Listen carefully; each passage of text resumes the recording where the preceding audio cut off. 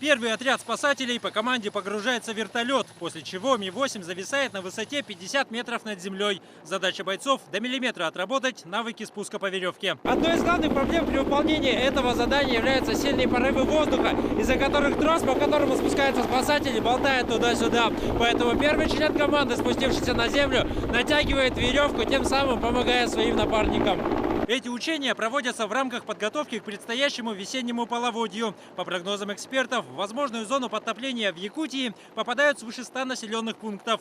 Спасатели должны быть готовы к любым ситуациям. Отрабатываем спуски, чтобы доставать пострадавших, застрявших на льдинах, создание домов и сооружения. Одновременно с парашютистами на реке Лена тренируются водолазы. Им также предстоит обеспечивать безопасность людей во время паводка. Василий Андреев готовится к своему первому погружению в полевых условиях. Вес водолазного снаряжения около 40 килограммов. Шлем цинкованный, плюс боты, груза, ремень. Под толщей льда в этом месте около 6 метров глубины воды. Температура там чуть выше нуля. В таких экстремальных условиях безопасность водолаза превыше всего. Помощь готова прийти в любой момент. На страховке стоят 2 спасателя, которые готовы в любой момент поднять.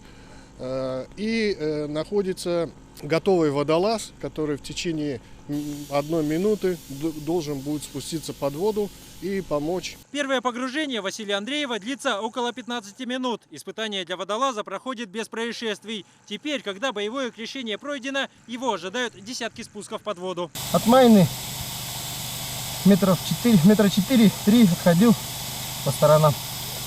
А так дно илистое, в него очень трудно ходить. Не передумал быть водолазом? Не передумал. В учениях принимают участие более 100 спасателей. Все они должны в совершенстве овладеть своим делом. Поэтому тренировки проводятся каждый день, без выходных. Имеются разные режимы готовности. Есть и повышенная готовность, есть ЧС.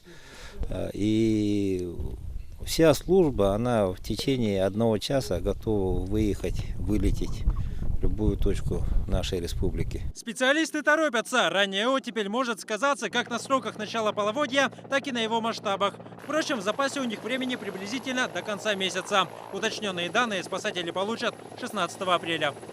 Дмитрий Макаров, Роберт Набиев, Вести, Якутск.